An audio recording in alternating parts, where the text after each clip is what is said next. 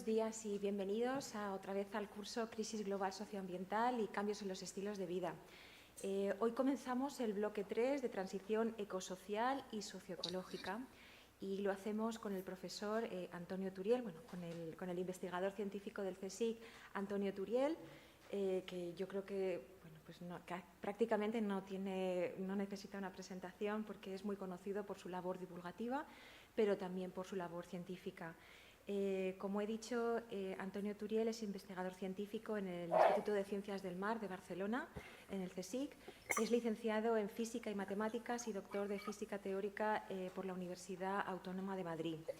Es autor de diferentes libros como Petrocalipsis, Crisis Energética Global y Cómo no la vamos a solucionar, o El futuro de Europa, Cómo decrecer para una reindustrialización urgente, del año 2024. Y también es autor del blog The Oil Crash, donde podréis encontrar muchísima información desde hace años de todo lo que supone la transición energética tal como la estamos planteando. Antonio, bienvenido y muchísimas gracias por querer participar en este curso. Ya tienes la palabra. Antonio.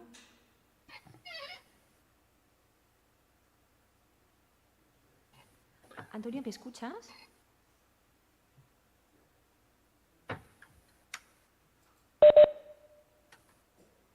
Antonio, ¿me escuchas ahora? Antonio, ¿me escuchas? Ahora sí. Ah, vale. Entonces, claro, que tú no estás escuchando el video streaming, es verdad. Vale, perdona. Bueno, ya he hecho la introducción. Disculpa, es que es la primera vez que lo estamos haciendo con el Webex y todo el rato lo hacíamos con el video streaming. Nada, ya te he presentado el curso que estamos realizando, que empiezas tú el bloque 3 de la transición ecosocial y socioecológica. He dicho dónde trabajabas, que eres autor de diversos libros, de tu blog, de Oil Crash, y nada, que te agradecemos muchísimo que estés aquí y que hayas querido compartir con nosotros este tiempo. Vale, una pregunta operativa. ¿Sí? ¿Hay una parte de preguntas al final o no? Sí, dejaremos al final unas preguntas. Vale, entonces, ¿cuánto tiempo os pongo para dejar margen a las preguntas? Como máximo 2 horas, pero tú habla de 1 hora las preguntas y luego dejamos una pausa. O sea, tu franja de tiempo son 2 horas, pero intenta hacer 1 hora, hora y 10 minutos y luego ya pasamos a las preguntas aquí en la sala. Vale, de acuerdo. Perfecto. Pues venga, pues empezamos ya.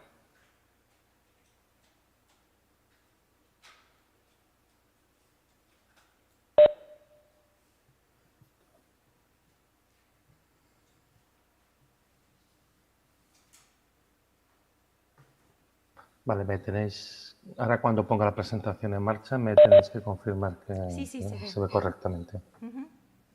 Vale, perfecto. Bueno, pues como os ha dicho Ana, soy Antonio Turiel, soy un investigador científico del CSIC, en el Instituto de Ciencias del Mar, y desde hace bastante tiempo estoy haciendo trabajo tanto de investigación desde el punto de vista ambiental, porque es mi trabajo principal, dado que soy oceanógrafo y trabajo en el clima del océano, como en el tema de la sostenibilidad en general y el de los recursos energéticos en particular, que al final es un tema que acaba intersectando con todos los demás, ¿no? Entonces, os traigo una presentación bastante densa en realidad, o sea, mi objetivo es que dure más o menos 1 hora y cuarto, en la que os voy a explicar un poquito cuál es la situación actual y también por qué el modelo de transición, porque se ha apostado, no solo no está funcionando, sino que de hecho ahora mismo está en un proceso de descomposición, ¿no? Y esto, pues todas las consecuencias que va a traer, ¿no? Entonces, bueno, antes de empezar, teniendo en cuenta que yo vengo del ámbito de las ciencias ambientales, me parece que es una cuestión importante para poner el marco general de la situación, me gustaría empezar hablando de los límites ambientales, en particular de los límites planetarios, que creo que ya os los han comentado anteriormente. Ya sabéis que se trata de 9 valores límite asociados a 9 variables que miden el estado de salud ambiental, se puede decir, de nuestro planeta. Y es un trabajo que se ha coordinado desde el Instituto de Resiliencia de Estocolmo a través de Johan Rockström. Se va trabajando en esto muchos años, 16 más o menos. Ha colaborado miles de investigadores de todo el mundo para definir estos límites planetarios. Y ahora, por primera vez, tenemos una cierta estimación de la situación de estos límites a partir de hace un par de años. Solamente ya conseguimos tener una estimación de todos ellos.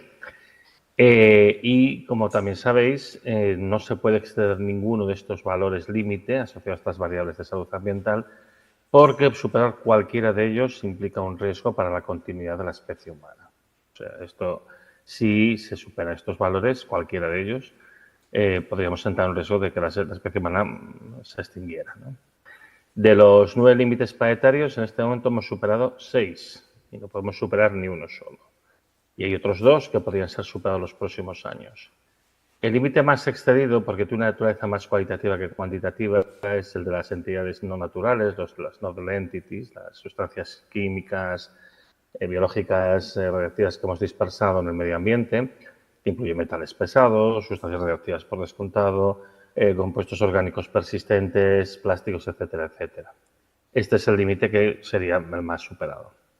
No es el cambio climático. Muchas veces en la conversación política se da a entender que el cambio climático es el principal problema ambiental que tenemos. Es un problema ambiental muy grave, pero de hecho no es el que estaría en la peor situación de todos.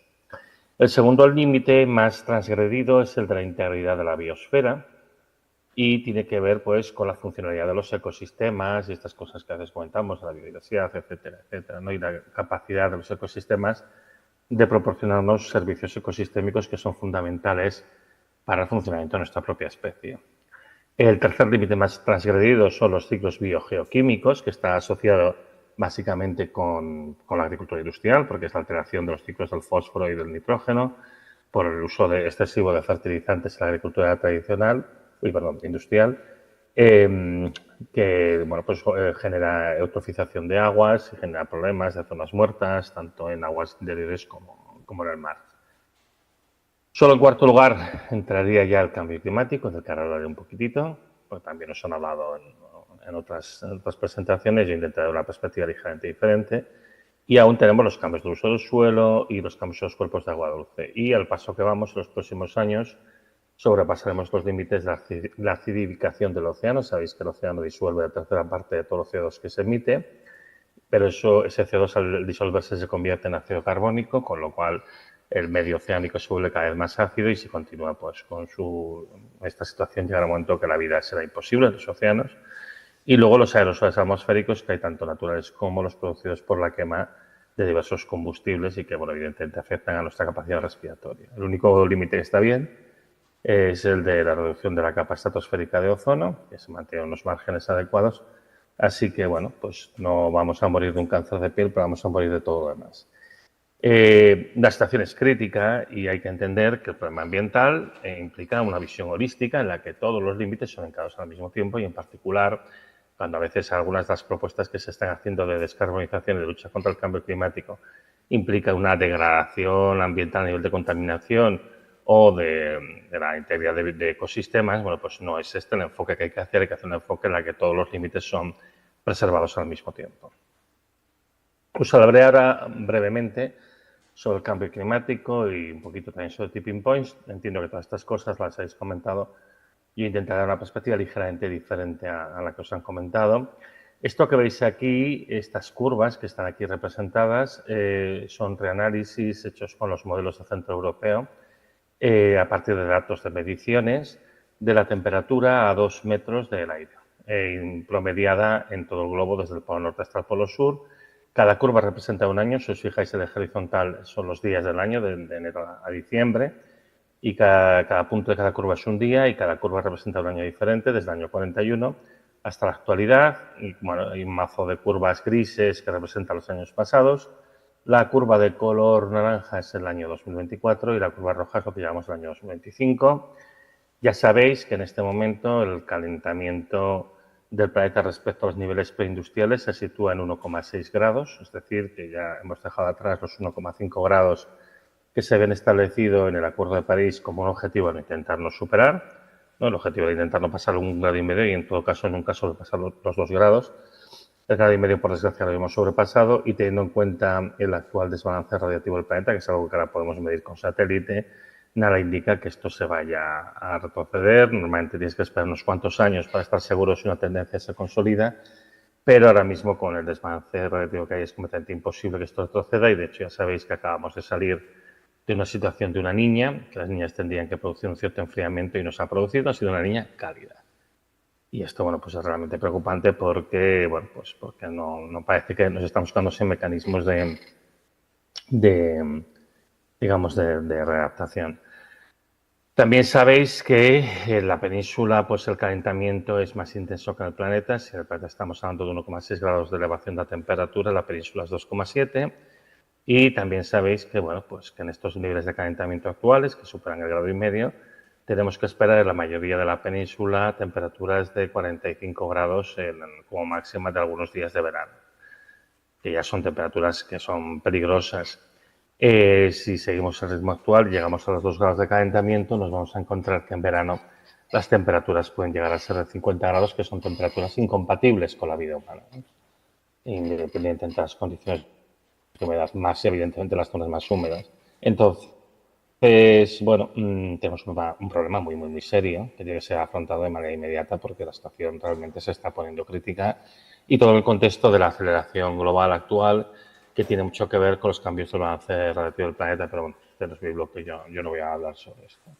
Si preocupante es la situación del aire, digamos, la atmósfera, no deja de ser también bastante preocupante la situación de los océanos. Esto que veis aquí es una representación semejante a la que habéis visto antes. Cada curva representa una evolución de la temperatura de la superficie del mar promediada entre 60 sur y 60 norte, excluyendo las zonas árticas, porque lógicamente o están cubiertas de hielo o, en el caso de Antártida, por el continente. Y bueno, pues veis que ha habido una evolución de estas curvas, de tal manera que la curva de color naranja es el año 2024, lo que llevamos del 25 es ese trozo de curva roja, y la curva gris que anda por ahí cerquita es el año 2023. O sea, realmente ha habido un cambio muy radical. De hecho, ya hay estudios recientes que muestran que durante los 10 últimos años aproximadamente el calentamiento de los océanos se ha acelerado y se ha multiplicado por 4. No estamos hablando de los niveles de aumento de la temperatura del aire, eso faltaría, pero igualmente estamos hablando de un aumento de temperatura que va a ser básicamente de unos 0,8 grados con respecto no al límite preindustrial, pero no lo tenemos, sino con respecto a las mediciones de satélite. De hecho, estas curvas que os muestro aquí son mediciones de satélite y por eso solo tenemos curvas desde el año 81, por eso tenemos menos curvas, ¿no? En este momento, bueno, hay una cosa que tenéis que tener presente también, el océano, esto a veces no se tiene en cuenta, pero es muy importante saberlo, el océano es la componente dominante del sistema climático, es la componente lenta y la componente dominante porque tiene mucha más capacidad calorífica y tiene mucha más capacidad de transmisión de calor. El océano estaba reteniendo hasta ahora el 90% del exceso de calor asociado al cambio climático y todo indica que este sumidero se ha saturado y esto va a tener consecuencias pues nefastas de cara al futuro. Y también, bueno, pues un dato para recordar, ¿no? En condiciones de presión y temperaturas normales, un litro de agua tiene 3.000 veces la capacidad calorífica de un litro de aire, porque evidentemente se trata de una sustancia mucho más densa, ¿no?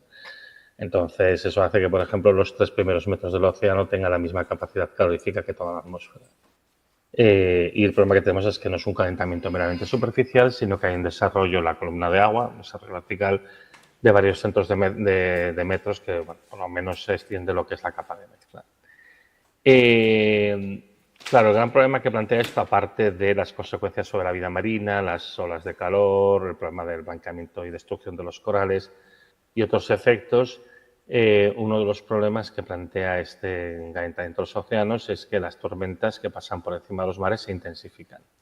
Siempre que tengas una tormenta convectiva con unas condiciones particulares en un mar más caliente, más capaz de ceder calor y humedad, lo que va a hacer es que estas tormentas se vuelvan más intensas. Y de hecho esto es lo que está pasando y tiene mucho que ver con fenómenos extremos absolutamente inusuales que estamos observando en los últimos años, porque se están produciendo muchísimas efemérides a destacar. A mí me impresionó bastante también por el escaso tratamiento mediático que tuvo la tormenta Daniel. Se comentó algo, pero yo creo que no se comentó a la altura de la importancia del fenómeno, ¿no? Esta tormenta asoló Grecia y Libia en septiembre del año 23, estamos hablando de una época tan remota, ¿no? Primero en Grecia descargó 1.000 litros por metro cuadrado en 2 días, básicamente descargó la precipitación de 2 años en 2 días. causando 130 muertos y bueno, una destrucción de las zonas de cultivo, que aproximadamente el 25% de las zonas de cultivo fueron destruidas, algunas de manera permanente, ¿no?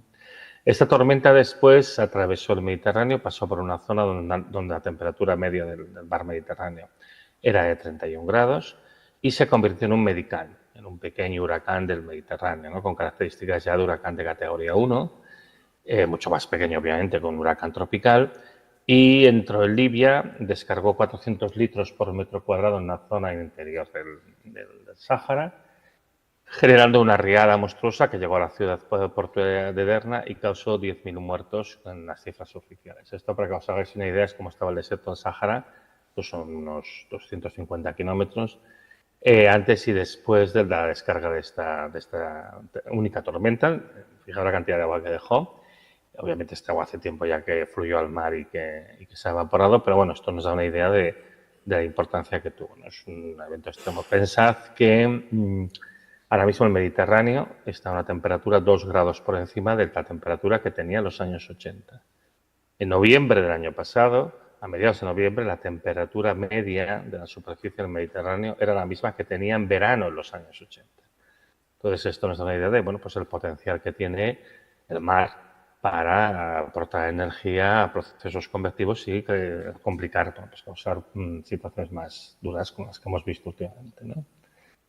A mí, ya por referir a algunas de estas efemérides que decía, algunos de estos eventos extremos que son completamente inusuales, ¿no? Que se escapan de las estadísticas habituales, aquí presento un pequeño recorrido sobre eventos del año pasado, ni siquiera voy a intentar irme más allá en el tiempo, porque bueno, es un proceso que claramente se está acelerando, pero que, bueno, particularmente pues estamos viendo cosas muy graves en los últimos años, ¿no? Estas son las inundaciones en Polonia, en Hungría, en Austria, en el norte de Italia de septiembre del 24, también con cantidades inusuales, son 3 de tormentas que se origina precisamente en el Mediterráneo, porque el Mediterráneo está muy caliente. Esto es la ciudad de Acapulco, destruida por un huracán de categoría 5 en el año 2023 y que se repite otra vez la situación en el año 2024, que ha causado unos estragos tremendos y que, bueno, que ha dejado la ciudad, sobre todo la parte esta más turística, pues la ha dejado impracticable. En Turquía, la península de Anatolia, es recurrente los fenómenos extremos de inundaciones, a estilo de la que veis en la foto. Cada 4, 5, 6 meses nos encontramos pues, un nuevo episodio. Es algo que se está haciendo completamente recurrente y en zonas en las que evidentemente no era tan habitual, ¿no? Este tipo de cosas. Por supuesto, la mente de todos está el caso de la Dana de Valencia, que me imagino que ya habéis discutido en otro bloque. Una dana que por sus características se sale de los registros esperados habituales en los tiempos de recurrencia de este tipo de eventos en la costa del Levante español. Y bueno, pues hace poco tuvimos los incidentes de los fuegos de California. El fuego en sí no es un evento climático, pero lo que sí que fue un evento climático destacado fue los cambios que se observaron en los vientos de Santa Ana, que son vientos catabáticos, son vientos que vienen de la montaña, en este caso son calientes. Y, bueno, 2 cosas fueron inusuales en estos episodios de vientos que atizaron el fuego. Uno, que normalmente son más propios del otoño que de enero, digamos, pero bueno, bien, puede pasar, no es muy usual, pero puede pasar. Pero lo que es absolutamente inusual es la velocidad. Normalmente estos vientos soplan a velocidades de entre 60 y 80 kilómetros por hora y aquí nos encontramos que estaba soplando a unas velocidades de hasta 160 kilómetros por hora, que, bueno, pues que obviamente hizo que los incendios se propagaran con muchísima más rapidez. Ahora os comentaré un poquito de tipping points y sobre todo una cuestión que se lleva comentando desde hace muchos años. En realidad, la primera vez que se plantea es en los años 60 del siglo pasado, pero que ha cobrado especial interés, cobró un especial interés hace unos 20 años y ahora se ha revitalizado porque ahora tenemos un montón de medidas in situ que no teníamos, que es el posible colapso de una corriente oceánica que se llama AMOC o corriente meridional o el brazo atlántico de la corriente meridional de la zona. Esta corriente oceánica es la responsable de que en Europa se disfrute de un clima más benigno del que le corresponde por latitud. Si vosotros miráis en un mapa, podéis ver que Madrid está a la misma latitud que Nueva York o que París está a la misma latitud que Vancouver. De hecho, la mayor parte de Europa está a unas latitudes que son las mismas de Canadá o del sur de Siberia.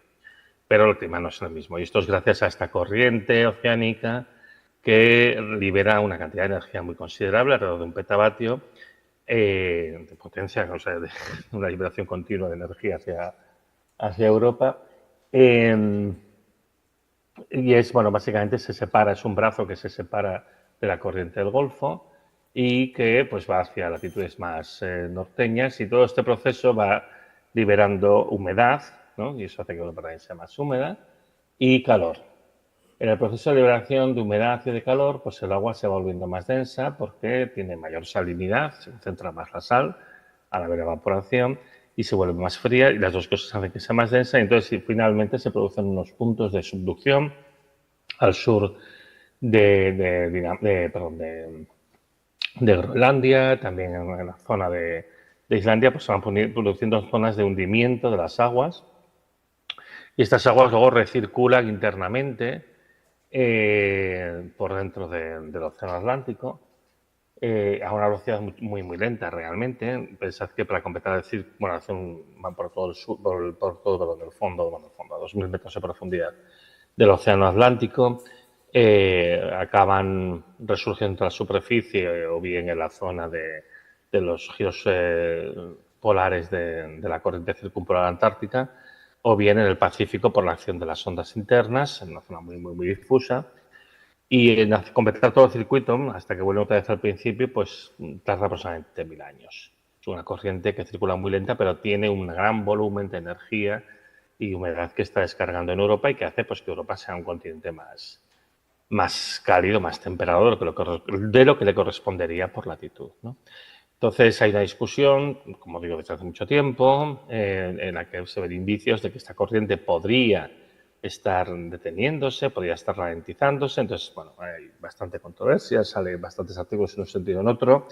Yo la última evidencia, sinceramente, me parece que apoya bastante el hecho de que podría estar realmente frenándose, y que este frenazo podría ser antes de lo que se prevé en los modelos de IPCC, pero los modelos de IPCC son modelos que en este sentido sobreestiman la estabilidad de esta corriente.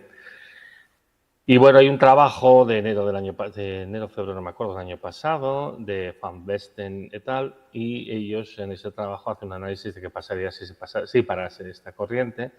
Y a nivel del globo, aparte de la afectación que había en Europa, nosotros nos fijamos mucho en Europa, pero Europa es una región pequeña comparada con el conjunto del planeta, ¿no? Y además, en el caso de Europa, lo único que le pasaría es que volvería al clima que le toca por la latitud que tiene. El proceso del cambio climático seguiría su curso, el planeta se calentaría, pero Europa, bueno, tendría un clima lógicamente más frío, como corresponde pues a la latitud a la que realmente está, ¿no? Pero claro, el problema es el efecto que tiene en otras zonas, y particularmente tendría un efecto sobre la zona de convergencia intertropical, que es donde se encuentran, digamos, los hemisferios meteorológicos norte y sur.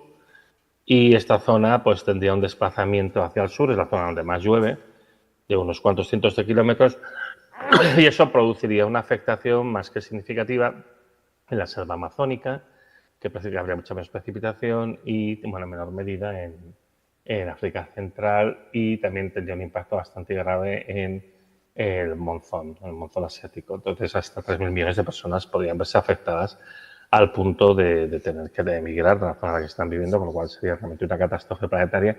Y eso sin tener en cuenta que el cruzar este punto de no retorno, este tipping point, podría desencadenar otros, como por ejemplo el que es más evidente es la deforestación de la Amazonia, ¿no? Y que luego evidentemente puede dar lugar a otros tipping points. En el caso concreto del continente europeo, la última vez que se produjo de forma natural un evento de estas características, de una interrupción momentánea de la corriente de la MOC, pues este es un poco el mapa de cómo queda Europa. En aquel momento, claro, en aquel momento la concentración de CO2 era muy diferente a la que es actualmente, con lo cual ahora esto no sería así exactamente. Pero bueno, esto nos da una indicación de por dónde van los tiros. Y como veis, pues los hielos polares cubrirían hasta las Islas Británicas. Toda esta zona que veis de un color, bueno, pues entre rosa y naranja, eso sería un desierto polar, y esto cubre una buena parte de lo que es actualmente Rusia y los países escandinavos. Y toda la parte de lo que es Europa Central sería una tundra. Entonces, bueno, realmente las zonas en las que podría haber, digamos, más posibilidad de cultivar, para empezar, serían las zonas del sur de Europa y de los Balcanes, ¿no? Entonces, bueno, evidentemente en la situación actual esto sería algo diferente, ¿no? Pero evidentemente esto nos da una idea del riesgo que comporta particularmente para Europa, que insisto, es una región pequeña, que lo único que le pasaría es que tendría el clima que le toca por la latitud que tiene, pero que ya veis el impacto tan grande que podría llegar a tener, ¿no?, en el contexto de Europa. Y este es el problema con los tipping points, este es el problema con los puntos de no retorno. Son transiciones no lineales, uno está acostumbrado a pensar el cambio climático como un proceso progresivo, y aquí, sin embargo, de repente tienes algo que se rompe, algo que produce un cambio radicalmente diferente. Bueno, me imagino que todas estas cosas las habéis comentado. Yo quería daros una perspectiva un pelín diferente, mucho más oceánica en este caso.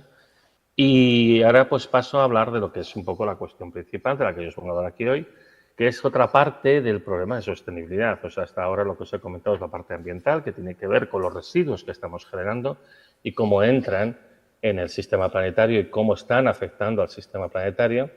Pero ahora vamos a hablar de la otra parte del asunto, que es lo que entra dentro del metabolismo de las sociedades humanas, ¿no? Y es la cuestión de, bueno, pues de los flujos energéticos y particularmente de materias primas energéticas no renovables.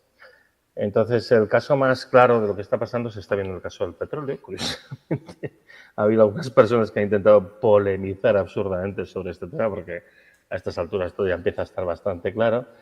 Que es, bueno, pues estamos en una situación en la que el tipo de yacimientos que quedan son cada vez menos rentables, tienen menos rendimiento y lógicamente, pues las compañías petrolíferas se están desinvirtiendo, ¿no? Esto que veis aquí es la evolución de la inversión del total de las compañías petrolíferas del mundo en lo que se llama upstream, que es la parte del segmento de explotación que tiene que ver con la búsqueda y puesta en explotación de nuevos yacimientos. Y como podéis ver, del año 2020 al año 2014, la inversión en upstream se multiplica prácticamente por 5. Mientras que desde el 2014, con altos y bajos, pues lo que vemos es una caída de alrededor del 50%, en un momento en el que además el tipo de yacimiento que queda cada vez es más difícil de extraer el petróleo que tiene y además lo que se extrae son sustancias que son de peor calidad y que requieren más procesamiento, con lo cual simplemente para mantenernos igual la inversión tendría que ser ligeramente creciente y no solo no es ligeramente creciente, ni siquiera se mantiene, sino que baja. Entonces esto garantiza que habrá escasez en los próximos años. Esto tiene un tiempo de retardo, pero evidentemente va a haber escasez de petróleo en los próximos años, cosa que cada vez empieza a ser más evidente porque ya han pasado unos años desde que este fenómeno de desinversión comenzó. La razón por la cual empieza la desinversión en el año 2014 se puede ver mirando este informe de julio del 2014, justamente de mitad del 2014, del Departamento de Energía de los Estados Unidos. De ese informe yo saco esta gráfica. Lo que veis en la línea verde son los ingresos en operaciones de las 127 compañías de petróleo y de gas más grandes del mundo. Y la línea azul, que yo lo hubiera dibujado en rojo, sinceramente, son los gastos de estas mismas compañías. Y entonces, como veis, consistentemente hay un desfase de unos 110.000 millones de dólares desde mitades del 2011 hasta mitades del 2014, que es cuando sale este informe. Lo que es interesante de esto es que se produce en un periodo de tiempo en el cual el precio medio del barril de petróleo, si lo más media sobre ventanas anuales, ¿no?, para quitar los efectos de estacionalidad, de que no se consume lo mismo en primavera y en verano que en otoño, perdón, en primavera y en otoño que en verano y en invierno, pues este periodo que va del 2011 al 2014 es justamente el periodo en el que el precio del petróleo es el más alto de la serie histórica, incluso teniendo en cuenta la inflación. Hay un pico de precios más importante en el año 2008 de casi $150 por barril, pero si miras el promedio anual se sitúa alrededor de los $100. Sin embargo, en este periodo que va del 11 al 14, el precio medio se mueve alrededor de los $110. Y lo interesante es que solo hay un par de momentos en los que pasa de los 120 y enseguida baja, y esto no es casualidad porque ya había un consenso en la industria de que $120 causa recesión, y si $120 causa recesión, pues lógicamente cae la demanda y lógicamente pues acaba cayendo también el precio, y con lo cual pierde dinero. O sea que lo que se hacía era mantener el precio del barril de petróleo en niveles suficientemente altos pero sin causar recesión, y aún así, como vemos en la gráfica de la izquierda, pues estaban perdiendo dinero a un ritmo acelerado de 110.000 millones de dólares al año.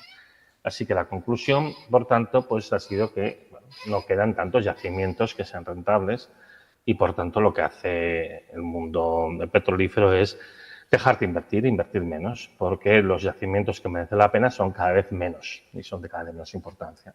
Eso no quiere decir que no se encuentre petróleo, Eso no quiere decir que no se pongan en explotación nuevos yacimientos, pero eso sí que quiere decir que no se hace con la intensidad que se hacía antaño y que además, de hecho, no cubre ni de lejos nuestro nivel de consumo. Pensad que hoy en día, cada año típicamente se encuentra el equivalente a 5.000 millones de barriles, cuando el consumo ahora mismo está prácticamente a los 37.000 millones, es decir, 7 veces más. Entonces, claro, esto garantiza que va a haber problemas de suministro muy serios en los próximos años y esto es un proceso que además ya hace tiempo que ha empezado, ¿no? Y que no hace más que agudizarse. Esto la Agencia Internacional de la Energía, que es una agencia de la OCDE, lo ha tenido que ir reflejando a regañadientes en sus informes, siempre intentando buscar una manera de darle una visión positiva a las cosas, sobre todo teniendo en cuenta además que ellos trabajan con los modelos económicos de la OCDE que les dicen por dónde va a ir la demanda y ellos lo que hacen es intentar ajustar la oferta a la demanda que les viene dada de un modelo económico externo. Entonces, esto es un poco absurdo, pero es la manera de trabajar que tienen. Y claro, ya hace tiempo que se están encontrando con la situación de que es imposible casar la previsión de demanda con la posibilidad de la oferta, ¿no? Y esto, bueno, ahora hacemos un repaso rapidito de lo que hicieron en los informes durante una serie de años que empezó ya a verse que estaba habiendo algún problema serio. Y empezamos por el informe del año 2010. Y aquí, por primera vez, la Agencia Internacional de la Energía reconoce que el peak oil, el máximo de producción de petróleo crudo convencional, que es el petróleo de toda la vida, pues había sido en el año 2006, que es el mismo valor que el año 2005, o sea que para todos los efectos fue el 2005, en unos 70 millones de barriles diarios, ¿no? Entonces, bueno, la previsión que hacía en el año 2010 es, bueno, que la producción de petróleo, que son estas tres franjas, la de color azul marino, la de color azul grisáceo y la de color azul celeste, pues básicamente se mantendrían a lo largo de los años, hasta el año 2035, que es el año de su previsión, en una meseta, en un valor constante, ¿no? O si os fijáis, la franja de color azul marino es la producción de los pozos que ya existían en el año 2010 y si os fijáis tiene un descenso bastante rápido del 5% anual, porque es lo que pasa a los yacimientos que estaban en explotación, bueno, que pasaba el año 2010, ahora es todavía peor, que caían a un ritmo de 5% anual porque ya son yacimientos muy agotados. La franja de color azul grisáceo corresponde a la nueva producción que vendrá de campos que ya eran conocidos, que ya se habían encontrado, pero todavía faltaba que se desarrollasen. Y la franja de color azul celeste corresponde a los campos que se tendrían que encontrar, que lógicamente en 25 años se encuentran nuevos campos para explotar y se acabarían poniendo parte de ellos en explotación en estos años, ¿no? Y es cierto que para que esta franja tuviera este tamaño que tiene aquí, se tendría que encontrar un ritmo 4 veces mayor del que se estaba encontrando en ese momento, que ya se movía en torno a los 10.000 millones de barriles al año.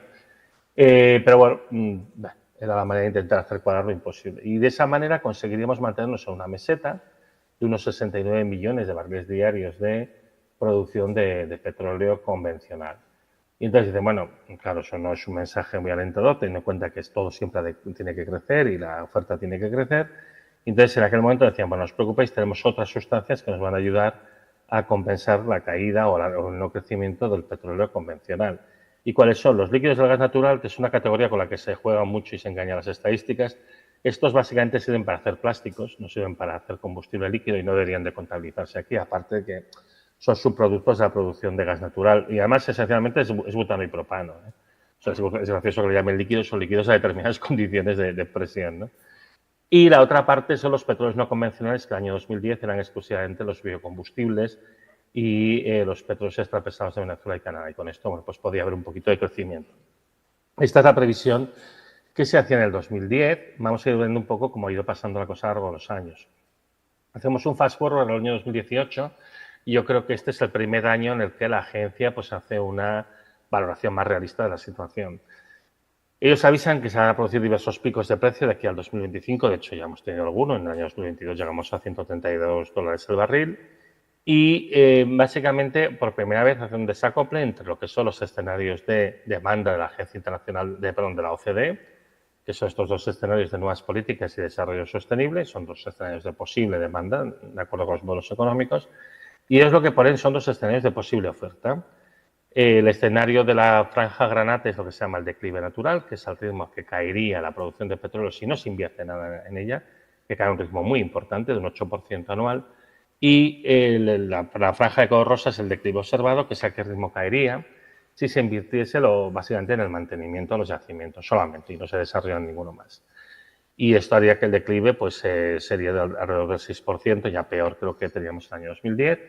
y de esa manera había un desfase para este mismo año de hasta 34 millones de barriles diarios. Obviamente no estamos aquí, pero evidentemente era muy difícil llegar a cubrir todo este gap. En parte ha sido por los nuevos desarrollos que se ha hecho y en parte, bueno, ahora lo comentaremos, ¿no? Pero en cualquier caso, pues ya se ve una situación muy, muy chunga. Y además una cosa interesante es que este desacoplo entre previsiones de oferta y de demanda contradice la teoría económica tradicional, que supone que siempre hay un acoplamiento entre oferta y demanda, entre otras cosas porque se asume la vigencia de un principio que se llama principio de infinita sustituibilidad de los factores de producción, que asume que siempre que haya alguna materia indispensable que se vuelve escasa, el mercado acaba encontrando un sustituto adecuado a un precio conveniente, ¿no?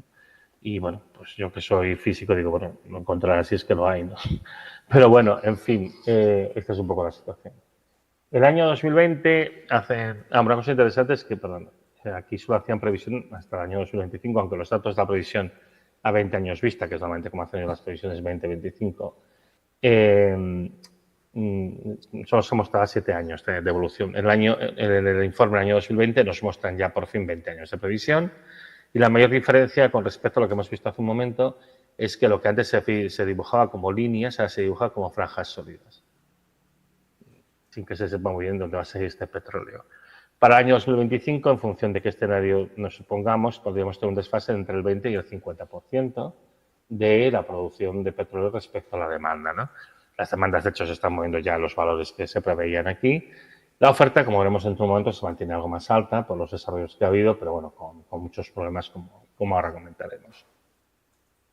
Y en el año 21 hacen una cosa interesante los informes de la Agencia Internacional de la Energía, que introducen un nuevo escenario que llaman cero neto en el año 2050. Entonces, el escenario de desarrollo sostenible que antes pintaban de verde, ahora lo pintan de amarillo. Ya los siguientes informes lo hacen desaparecer.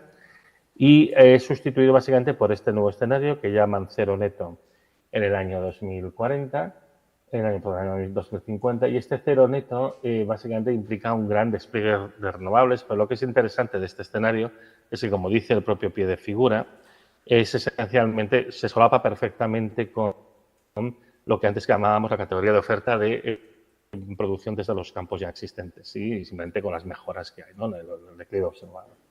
Entonces, bueno, esencialmente es un escenario construido ad hoc para que cuadre con lo que previsiblemente va a ser la producción de petróleo. Cosa interesante, se observa ya que se ha producido el pico de producción de petróleo en el año 2018.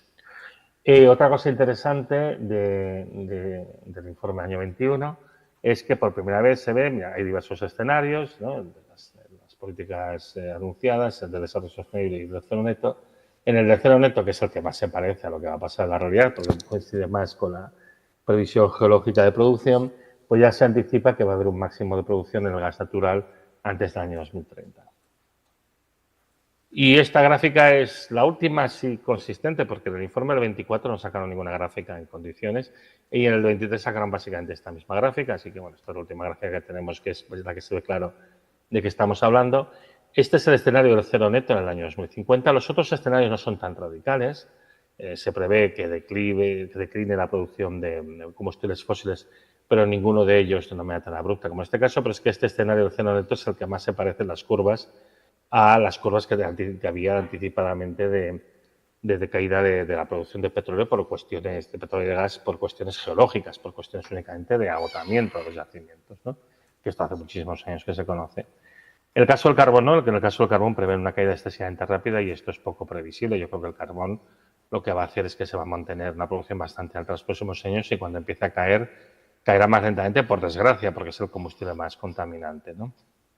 Pero los otros cuadran bastante bien con los modelos geológicos que había y yo creo que más que haber una adaptación a una transformación a las renovables, lo que va a haber realmente es una incapacidad de cubrirlo de otra manera. Recordad también que la Agencia Internacional de la Energía no acepta que haya un pico oil, un pico de petróleo, un pico de gas natural, un pico de los combustibles fósiles.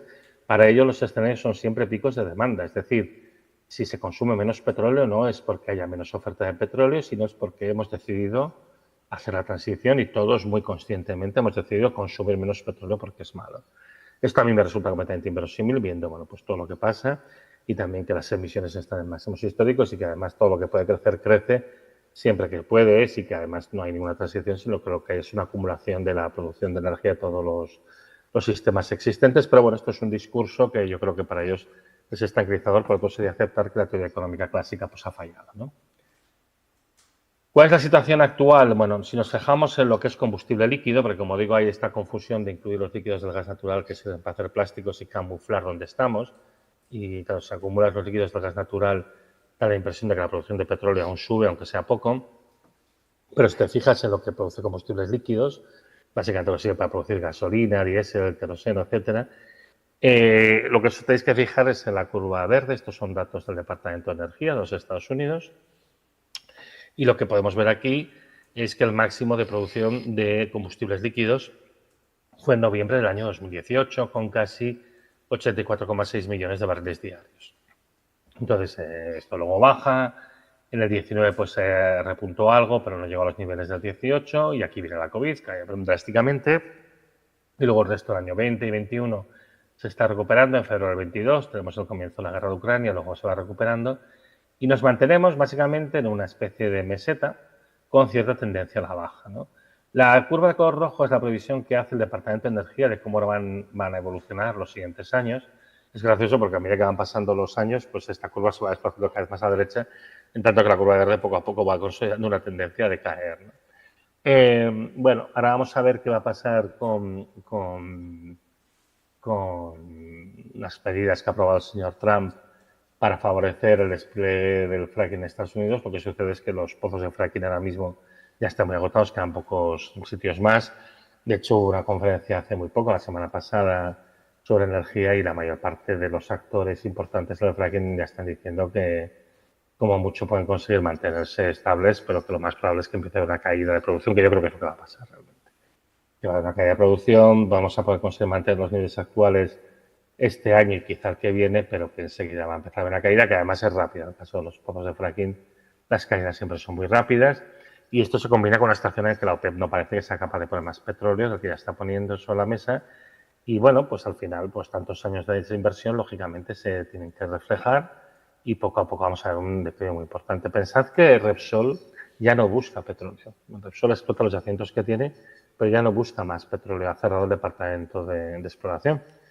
Y, por ejemplo, si habéis visto los anuncios de la tele, pues Cepsa se ha convertido ahora en Moeve y se abrazan a los dinosaurios para decir que se acabó el petróleo y los combustibles fósiles y que hacen la transición hacia otras cosas. Bueno, empieza a haber problemas de abastecimiento, que ahora comentaré con un poquito más de detalle. En todo caso, ahora mismo la producción de petróleo es solamente un 3,3% inferior a la que había en el año 2018, con tendencia a la baja. Yo creo que podemos acabar el año con caídas bastante más significativas.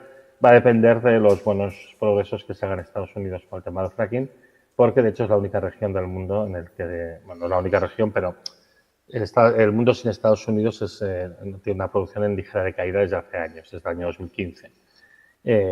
Lo único que ha mantenido alta producción de petróleo del mundo ha sido la producción de Estados Unidos de petróleo de fracking, que además es un petróleo de inferior calidad, porque son hidrocarburos ligeros. Esto en particular tiene una consecuencia en la producción de diésel, ¿no? Aunque la producción de petróleo solo ha caído un 3,3%, la de diésel ha caído más rápido y es que todos los combustibles que sacamos del petróleo, el que más cuesta producir, porque requiere unas mezclas más concretas, es el diésel. Esto que veis aquí son los datos de las producciones mensuales de las refinerías del mundo de diésel y, bueno, como veis, hasta el año 2005, que es el año del pico de petróleo crudo, pues iba a una velocidad más elevada, luego se ralentiza algo porque el tipo de nuevos hidrocarburos que se introducen, los combustibles no convencionales, no son tan buenos y ya no se puede producir tanto diésel, no sube tanta producción de diésel. Tenemos la crisis del 2008 y aquí hay una caída muy importante y esto empieza a remontar a partir del 2010 y luego ya pues va siguiendo una curva ascendente con una pendiente más ligera hasta que llegamos a este periodo que se extiende desde el 2015 hasta finales del 2017, principios del 2018, en el que, bueno, pues básicamente la producción se mantiene bastante estable y se mueve en un rango entre 26 y 27 millones de barriles diarios. Y ya a partir del 18 empieza una caída, sigue el 19, el 20 se estrella con la COVID y luego pues a partir del 20-21 empieza a remontar y esto es diciembre del 23, el pico de aquí, que, bueno, pues fue el máximo hasta que se consiguió después, intentando recuperar los valores anteriores, pues no fue posible. Y luego empieza a caer, estos datos llegan hasta septiembre del año pasado, y tenemos respecto a los niveles del periodo 2015-2017 una caída de en torno al 15%. Y esto es muy grave porque el diésel es verdaderamente la sangre del sistema, nuestro sistema económico. Diésel es agricultura, diésel es minería, diésel es transporte, y ahora lo que está pasando es que se está viendo muy afectada pues, por la falta de petróleos de alta calidad, y estamos viendo situaciones, se va siguiendo la actualidad internacional, pues problemas de escasez de diésel, de Bolivia, en Colombia, Argentina el año pasado perdió el 20% de su cosecha por falta de diésel y es un país productor de petróleo. Nigeria, que es el principal proveedor de España de petróleo, pues está limitando los combustibles para sus nacionales, creando problemas en la producción y distribución de alimentos. El otro día se cayó la red de telecomunicaciones por falta de diésel. Bueno, aquí hay un problema bastante grave que inevitablemente tarde o temprano nos afectará a nosotros, porque esto va a seguir. Aquí, como digo, aunque la producción de petróleo global ha caído solo un 3%, pues la de diésel un 15%, y evidentemente esto va a acelerarse los próximos años y aquí vamos a tener problemas pues muy serios. No he hablado aún de la última materia prima no renovable energética, que es el uranio, es la que peor se comporta de todas. El uranio pues ha seguido las previsiones de los modelos geológicos, llegó a su máximo en el año 2016 y a partir de aquí pues empieza un proceso de declive con altibajos, no es una curva simplemente constante, es una curva con oscilaciones, y el mínimo, digamos, el año 2022, perdón, había caído ya un 23% respecto a los niveles del 16. No tenemos datos del año 23 porque la Asociación Nuclear Mundial, por la razón que sea, no los sacó el año pasado, siempre los sacan con un año de retraso, en el mes de mayo, bueno, 6 meses, digamos, en el mes de mayo, junio, y el año pasado no lo sacaron, por la razón que fuera. Y bueno, pues tenemos aquí, esto es más de lo que se preveía de los modelos geológicos, una caída rápida del uranio por sus características geológicas, además deprisa que otras materias primas, y la previsión para los próximos 20 años es que caiga, no, 20 años no, 15, caiga un 50% más.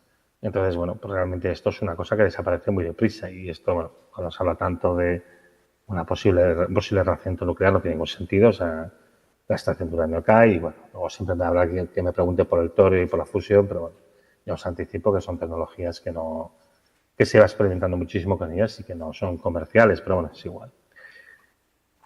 Por hacer un resumen de la situación de las fuentes de energía no renovable, tenemos que el máximo de producción de petróleo crudo fue el año 2005, de petróleo crudo convencional. Si añadimos los no convencionales, todo junto, su máximo fue en 2018, representaba el 31,7% de la energía primaria mundial. El uranio es otra materia que también ha pasado su cenit en el año 2016 y, atención, representaba poco, menos de un 4% de la energía primaria mundial. Es increíble lo mucho que se habla de la nuclear, teniendo en cuenta su escaso peso en el mix global y las imposibilidades que hay de realmente aumentarlo. Y en cuanto al carbón y el gas, el máximo que tenemos actualmente es el último año de la serie histórica. Estos son con datos del Energy Institute del año 2024, que refiere al año 2023.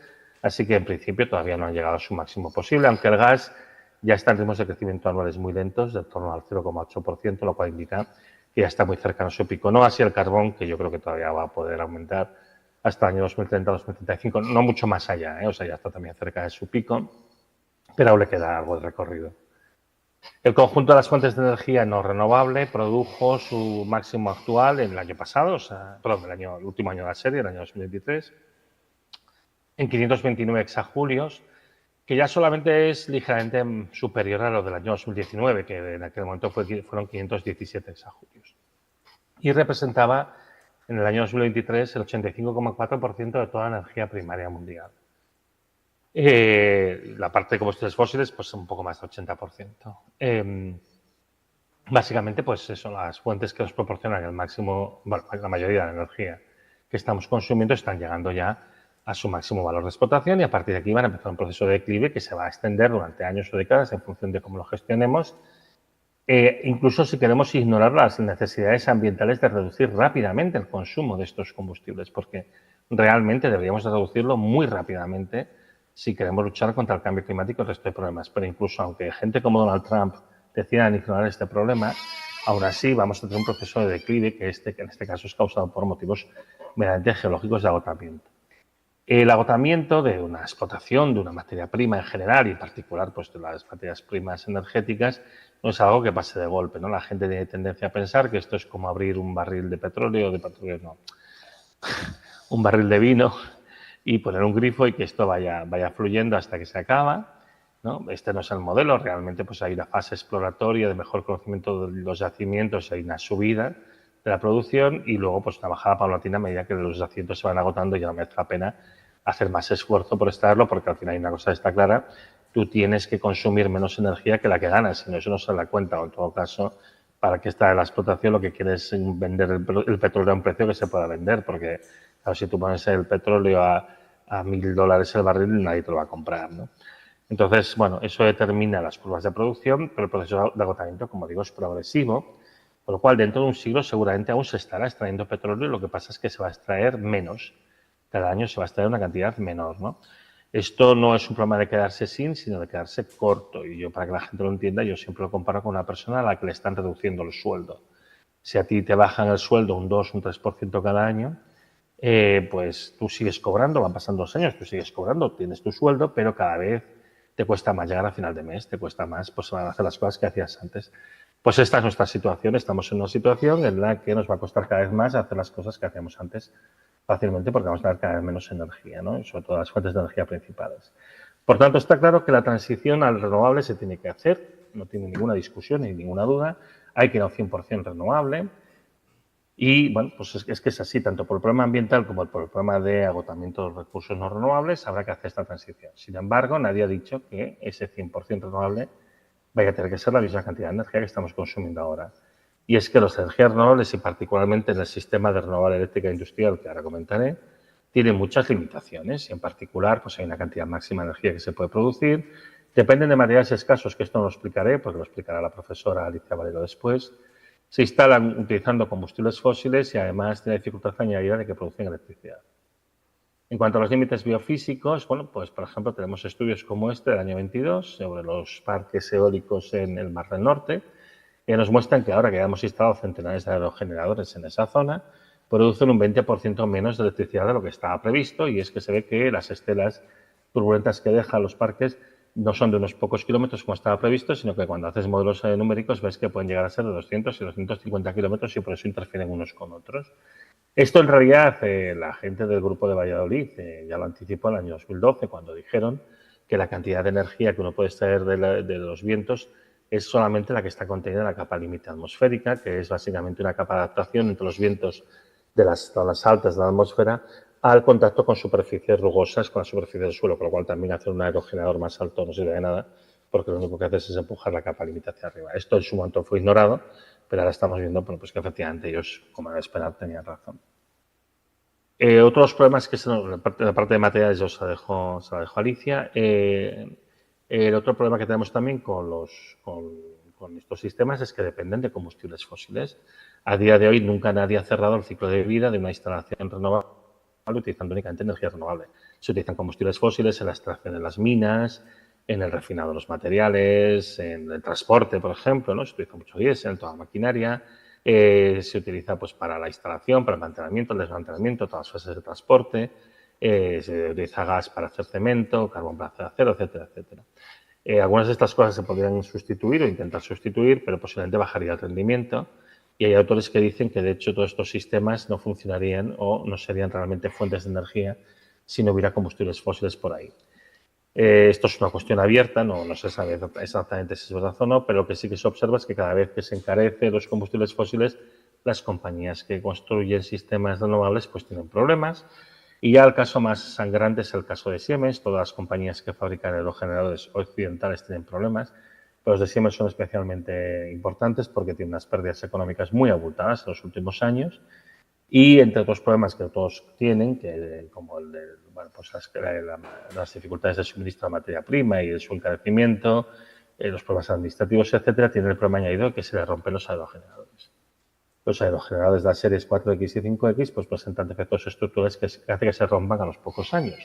Son los aerogeneradores más grandes que ha instalado Siemens Gamesa. Esto es Gamesa, que es una empresa vasca que compró Siemens.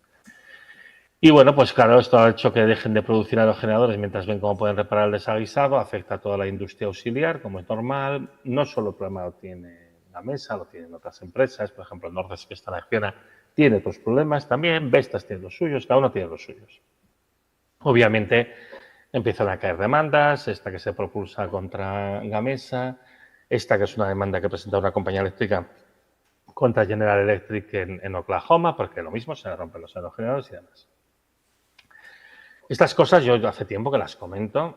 Yo cuando lo explico, que me baso en informes técnicos de las propias compañías y en noticias aparecidas en grandes agencias de noticias internacionales y demás. Y bueno, pues yo he sido directamente insultado por contar esto, ¿no? Y esto yo lo conté en el Parlamento de Cataluña, por ejemplo, el año 22 y demás. Nadie hizo ni puñetero caso a todas estas cosas, porque hay una especie de pacto de silencio de no comprometer la ejecución de los fondos Next Generation. Entonces, bueno, pues estamos en un país donde hay autopistas sin coches y aeropuertos sin aviones, pues bueno, pues nada, aerogeneradores sin palas, ¿no? Es bastante absurdo porque además esto pone en una situación muy complicada a estas compañías que yo creo que sería interesante que no desaparecieran porque son estratégicas y lo que estamos haciendo es dejar el campo abierto a las compañías chinas, que a ellos no se rompen porque, claro, ponen más materiales, pero claro, evidentemente la diferencia de precio respecto a lo que se vende pues la está pagando el Estado chino. Esto es todo muy absurdo, pero este es el mundo en el que nos estamos moviendo hoy, por desgracia. El último problema que tenemos con los sistemas renovables es que están orientados a la producción de electricidad y aunque la electricidad es muy útil, hay que recordar que solamente es el 20% de la energía final consumida en el mundo, la energía ya lista para ser utilizada, ¿no? Petróleo es energía primaria, gasolina es energía final, ya la tienes lista para utilizar en tu coche. Bueno, pues la electricidad es una forma de energía final. Y como digo, solamente es un 20% de todo el consumo de energía final del mundo, un 22% en el caso de España. Y bueno, parecido a otros países occidentales, tienes un 70 y muchos por ciento que no es electricidad y que en alguna parte se sabe que es de difícil o incluso imposible electrificación. Pero luego otro problema, que luego insistiré un poquito más, es que el consumo de electricidad en España, en la Unión Europea y los países de la OCDE cae desde el año 2008, desde que empieza la crisis industrial de la que nunca nos hemos recuperado porque la razón fundamental es la desindustrialización. Y entonces aquí estamos instalando más y más sistemas de producción de electricidad renovable cuando ya tenemos una saturación del mercado. Tenemos 128 gigavatios de potencia eléctrica instalada para un consumo medio que es de 26,5 gigavatios, con picos de consumo de 41 gigavatios en invierno y en verano. Esto no tiene sentido. Tiene que haber redundancia, porque todos los sistemas funcionan al mismo tiempo. La eólica necesita viento, la fotovoltaica necesita luz, y en particular de noche no lo tienes, y en invierno tienes menos. Pero, bueno, no hace falta tanto, quizá con 80 gigavatios llegaría para cubrir una demanda de 26,5 de media. Pero estamos en 128 y el objetivo es llegar a 150 aquí. Bueno, pues hay una burbuja enorme, esto es lo que ha pasado y ahora mismo es una burbuja que está empezando a reventar, ¿no? Y es una burbuja que genera muchas descompensaciones, como momentos en los que el precio de la electricidad se va a cero o momentos en los que no está previsto que hay un cambio rápido de la producción eléctrica y como no hay capacidad de producir electricidad, se apaga toda la industria de España. Todo el año pasado pasó 5 veces de que se activó el mecanismo del sistema activo de respuesta a la demanda y las empresas que tenían contratos de interrumpibilidad pues fueron interrumpidas durante 2 horas y media, que en principio no es para lo que está pensado. Bueno, aquí hay claramente un problema de habilidad de este sistema que no funciona así, porque además, como ahora lo explicaré, las renovables tienen características que las hacen mucho más difíciles de gestionar. Básicamente lo que estamos viendo es eso, el fracaso de este modelo de transición de la renovable eléctrica industrial, que es instalar grandes parques eólicos y fotovoltaicos para una distribución de electricidad generada a través de la red de alta tensión. Este es el modelo de la renovable eléctrica industrial. Es un modelo que, bueno, pues tiene estos 4 problemas que hemos comentado y el problema de ellos más grave a corto plazo es la electrificación, en parte por la caída de demanda, que ya hemos comentado, en parte porque hay momentos en los que hay un exceso de producción eléctrica que no puede entrar en la red y que además lo que se prevé es que va a ir empeorando con el tiempo, precisamente por todos los sistemas que se han instalado además sin ningún sentido, y esto pues es una ruina económica. Los precios cero, que también lo he comentado, que estamos viendo en determinados momentos, sobre todo en primavera, es típico de la primavera porque es el momento óptimo para la fotovoltaica. Y luego se generan otros problemas que son bastante más peligrosos, como de estabilidad de la red, ¿no? Se está produciendo momentos de separación en frecuencia de la producción eléctrica. Sabéis que la electricidad es una onda, básicamente, es una onda de voltaje con una frecuencia y de intensidad con una frecuencia de 50 Hz en el caso de Europa. Y pues lo que estamos viendo es que a veces por problemas de entrada y salida de distintos sistemas que se ve agravado por la presencia masiva de renovables, pues se producen cambios en la carga de la red y se producen cambios en la frecuencia y estos cambios en la frecuencia son muy peligrosos porque pueden originar descargas eléctricas un poco aleatorias que pueden destruir equipos muy importantes. Y ha habido varios incidentes muy serios, el más serio hasta la fecha, el del 8 de enero del 2021, que se tuvo que separar la red europea en la subred occidental y la subred oriental, todo por un incidente que se origina en una central nuclear de carbón, una central, térmica de carbono en Croacia, un problema relativamente menor y demás. Y luego, bueno, pues por ejemplo, el 24 de julio del 21, un avión que se estrelló contra una torre de alta tensión, un avión que luchaba contra, bueno, para apagar un incendio, pobres, y se estrellaron y, bueno, pues esa caída pues provocó una separación también de frecuencias que fue bastante peligrosa, que costó bastante restablecer, ¿no? Pero bueno, el accidente más grave, el del 8 de enero del 21, el número de incidentes se está multiplicando en los últimos años. Entonces, bueno, tenemos un problema muy serio, pero...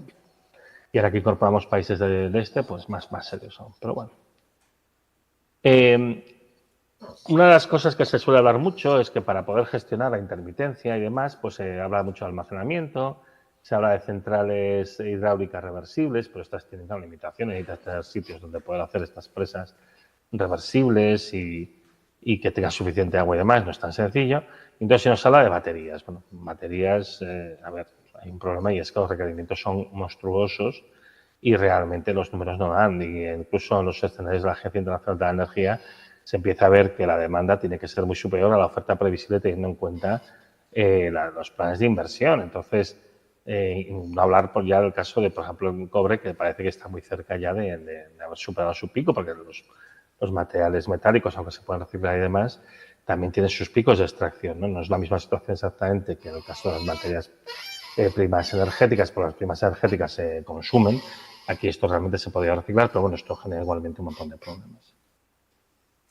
Además, bueno, pues estamos viendo que las tecnologías que se habían propuesto para favorecer la electrificación de la sociedad no acaban de funcionar y entonces, en particular, bueno, pues tenemos que el coche eléctrico, que tiene una serie de limitaciones, la escasez de materiales más importantes, pero también todas las necesidades de adaptación de la red, que tendría que incrementarse enormemente, etcétera, etcétera, la instalación de las baterías, la imposibilidad de hacer maquinaria pesada. El hecho es que ahora mismo todas las compañías automotrices de Europa han puesto sus planes de producción de coches eléctricos en el congelador, porque estaban viendo que perdían dinero y que esto no va a ningún lado. Y yo, viendo lo que está haciendo el señor Musk y cómo está yendo Tesla, diría que tampoco les está yendo demasiado bien últimamente. Bueno, son modelos que no tienen más prestaciones y son mucho más caros y la gente no acaba de estar convencida y además es que el precio medio de los coches sube mucho y la gente empieza a tener otros problemas, no tiene suficiente renta para comprar esto.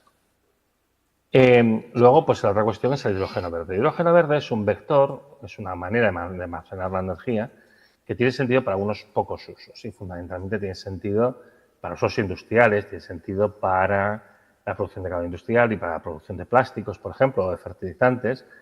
Es una forma ineficiente de producir hidrógeno, menos eficiente que reformar el gas natural, por ejemplo, pero reformar el gas natural emite CO2 y además tienes que tener gas natural y en los próximos años nos iremos quedando progresivamente sin él. Bueno, pues para esos usos puede tener sentido, pero recordemos que la electrólisis tiene una eficiencia del 50%. Una parte de la pérdida es por la pérdida eléctrica, pero otra parte es porque hay que calentar el agua, que esto a veces no se dice, ¿no? Para que no se sepa. Lo que no tiene ningún sentido es en el uso en vehículos, porque ahí las eficiencias bajan drásticamente por las necesidades de compresión, de refrigeración, las propias células de combustible, aunque sean buenas, pues tienen sus pérdidas. Y entonces, bueno, pues no va a tener sentido esto, va a tirar para adelante. El que quiera saber más, pues les recomiendo mirar este informe. Ahora he hecho una actualización de Marcos Rupe Cerqueda sobre lo que realmente se puede hacer o lo que no se puede hacer con el hidrógeno.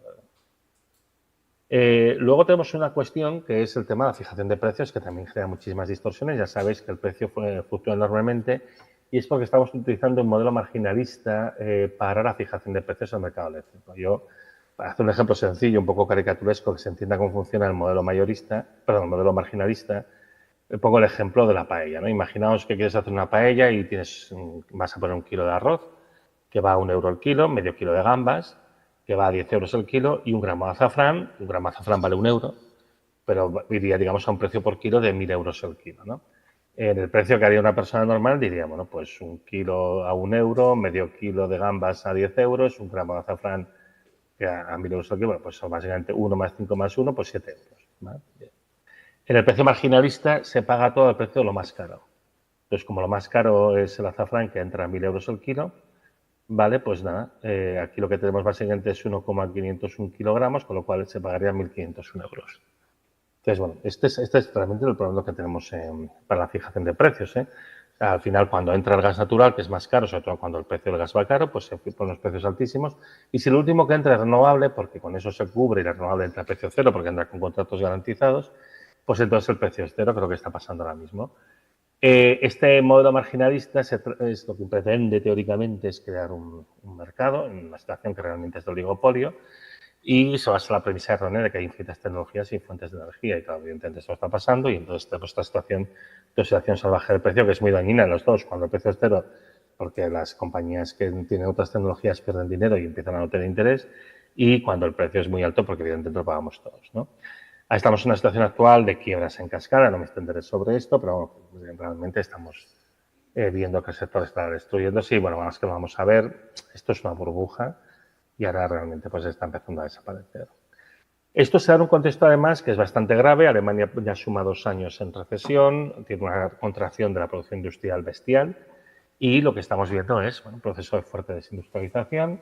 Tenemos problemas en muchos sectores, tenemos problemas con la producción de medicamentos. Hay otras causas, pero evidentemente la falta de materia prima y de energía es una de ellas. Y tenemos problemas con las plantas de producción de fertilizantes nitrogenados también, pues porque el gas va caro, etcétera, etcétera. Entonces, bueno, pues tenemos una situación muy, muy difícil. Entonces, ¿ahora qué hacemos? Porque evidentemente la cosa no pinta nada bien. Bueno, la primera cosa es entender que el reto en realidad no es tan grande. Por ejemplo, unos números para que veamos hasta qué punto la cosa no es tan dramática como podría parecer. El 40% de todo el petróleo que se consume se usa para mover petróleo, gas y carbón de un lado para otro y encima rápidamente.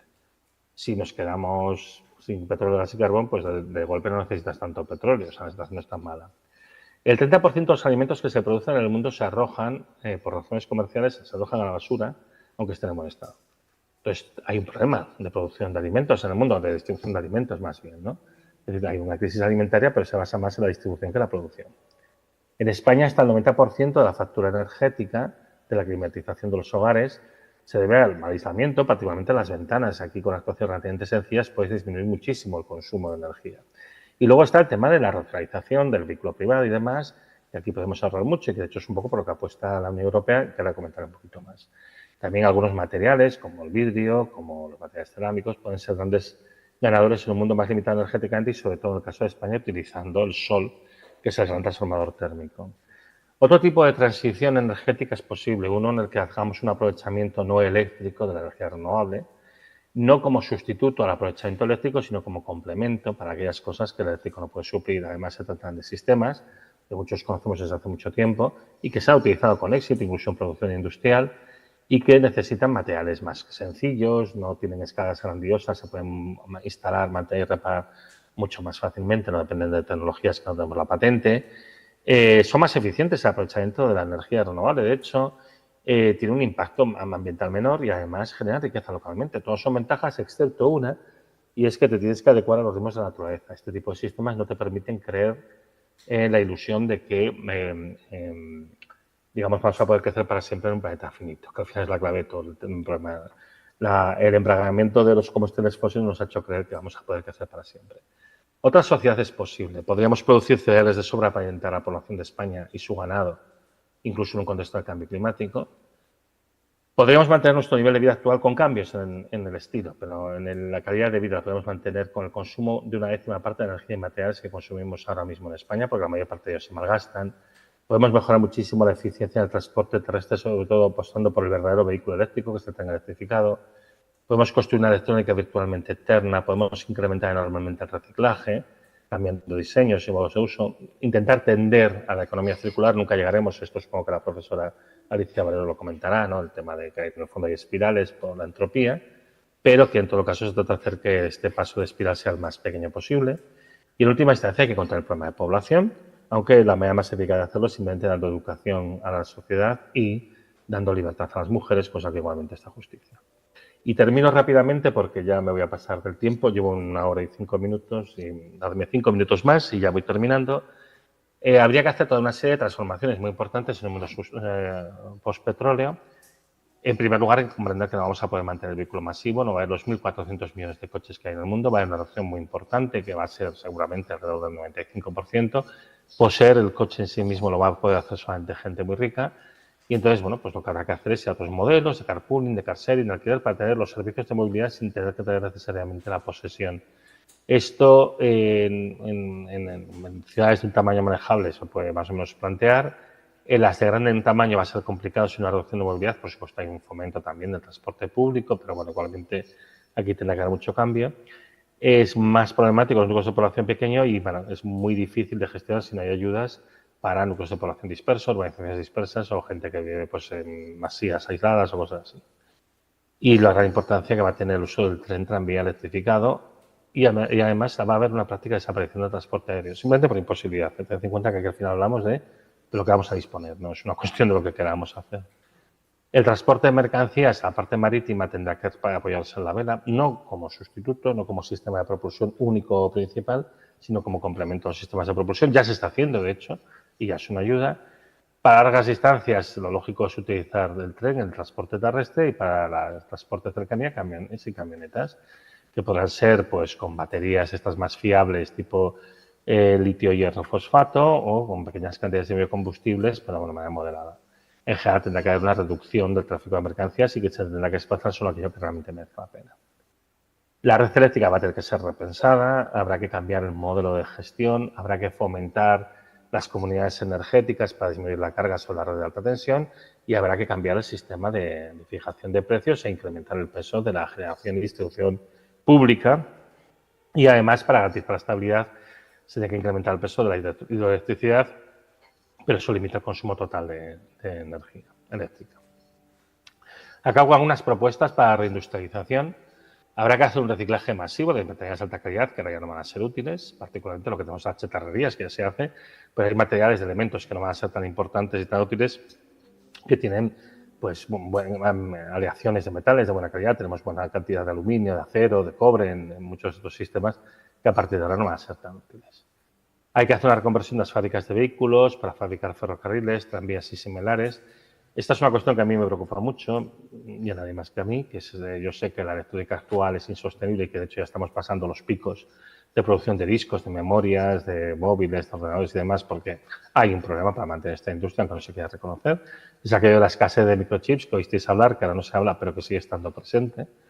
Y yo me gustaría llegar a un chip que sepa hacer sosteniblemente y si llegamos a un nivel de un Pentium, yo como pase por ahí, pues yo me siento tranquilo porque sé que con eso podemos gestionar la infinidad de cuestiones que gestionamos utilizando sistemas electrónicos.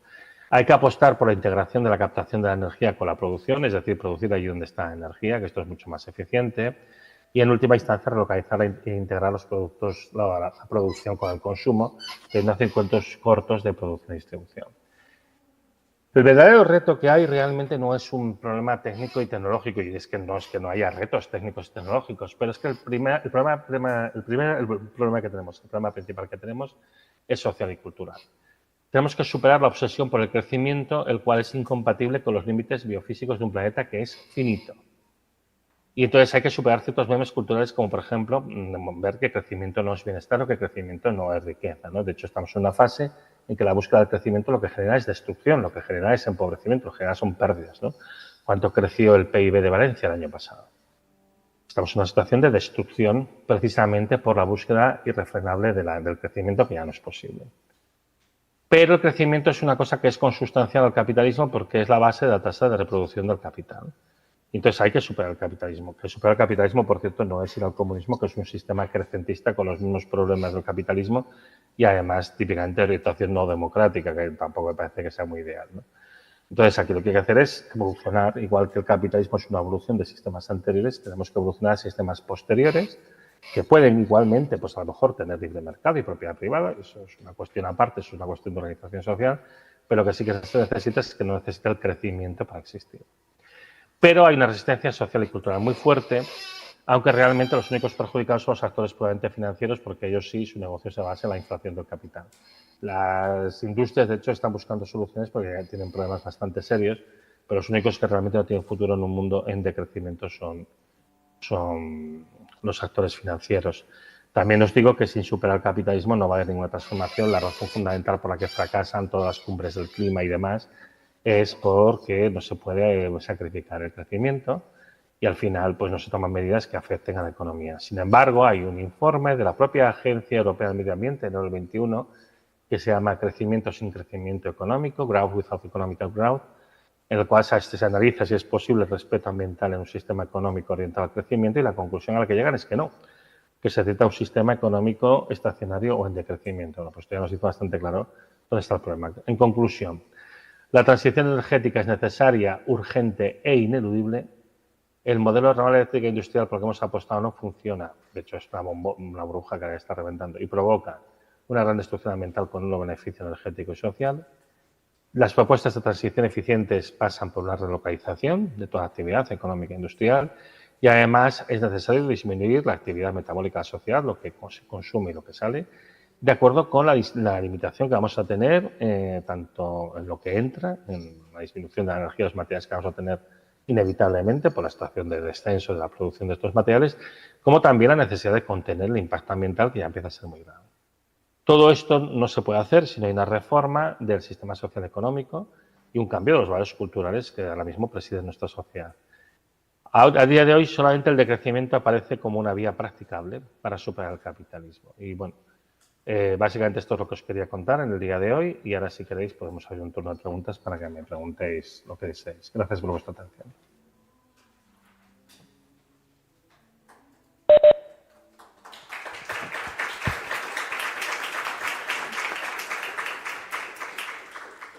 Muchísimas gracias, Antonio, por la presentación y por todo lo que has comentado.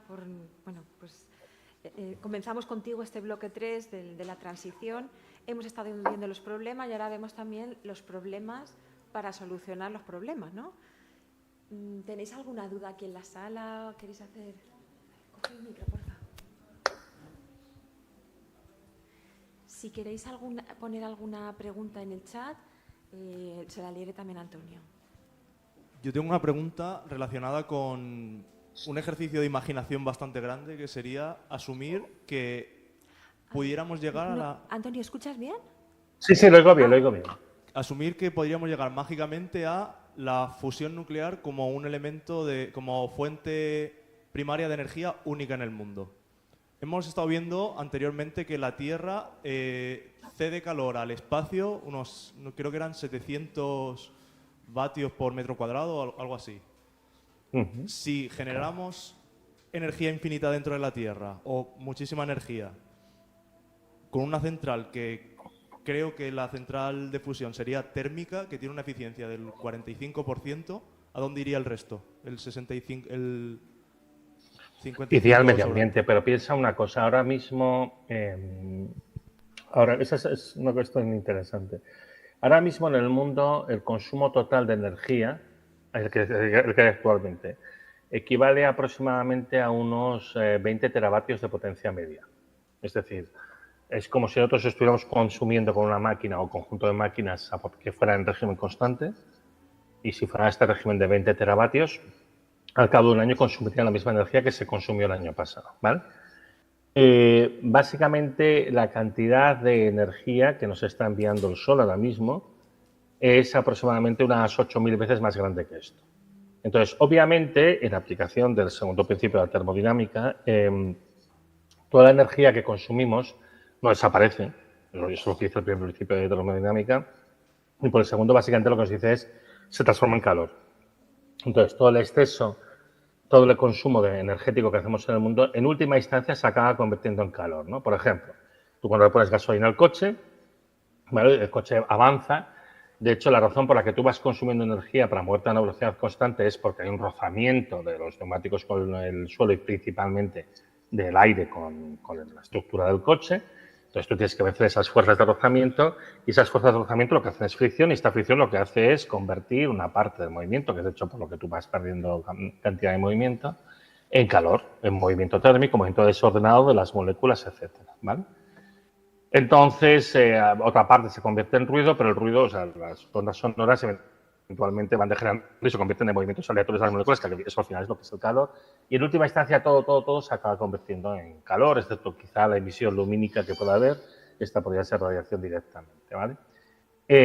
Y esto es lo que pasa con cualquier sistema de consumo de energía en el planeta Tierra. De hecho, nosotros hablamos de fuentes de energía, pero sería más apropiado hablar de fuentes de exergía, es decir, de energía útil. En todo caso, al final, como digo, todo esto al final se acaba disipando y convirtiendo en calor. La proporción entre el calor disipado por nuestras máquinas y el calor que nos proporciona el Sol, o la energía que nos proporciona el Sol, todavía es tan grande que no se observa un efecto apreciable de nuestras máquinas. Pero, si nosotros siguiéramos con las tasas de crecimiento habituales el consumo de energía durante los últimos 2 siglos, digamos. Entonces, en un plazo relativamente breve, en un plazo de un par de siglos, la disipación de nuestras máquinas empezaría a tener un efecto real sobre el clima, porque ya estaríamos en valores que serían más pequeños que la cantidad de energía que nos llega del Sol, pero empezaría a afectar y a lo mejor tendríamos una subida de 1 o 2 grados adicionales asociado al uso de las máquinas. Pero si siguiéramos en esa lógica de crecimiento exponencial, porque hemos encontrado una fuente de energía mágica que nos permite seguir haciendo lo que hacemos como monos que somos, que es quemar todo lo quemable, pues al final, al cabo de 4 o 5 siglos, conseguiríamos que los mares del planeta hirvieran, porque llegaríamos a temperaturas medias de 100 grados, ¿no? Esto hay un post muy interesante sobre el tema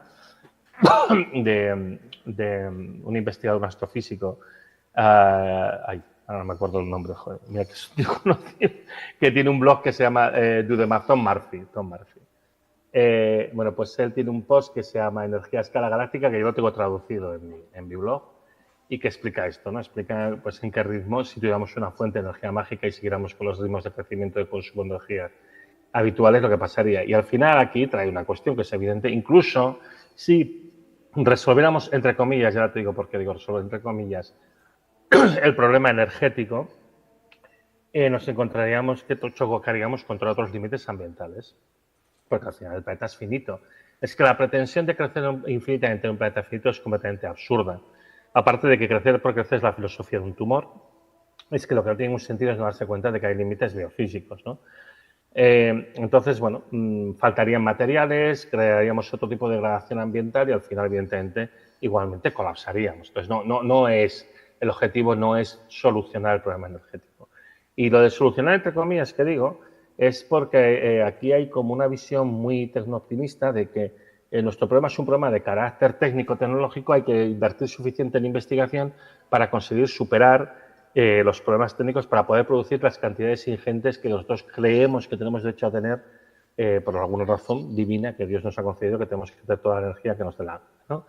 Esta es una premisa fundamentalmente errónea, es decir, ¿por qué motivo íbamos a poder hacerlo? Además, tú cuando haces investigación, los resultados de la investigación a veces son positivos, esto es así, pero a veces son negativos. Esto no se puede hacer.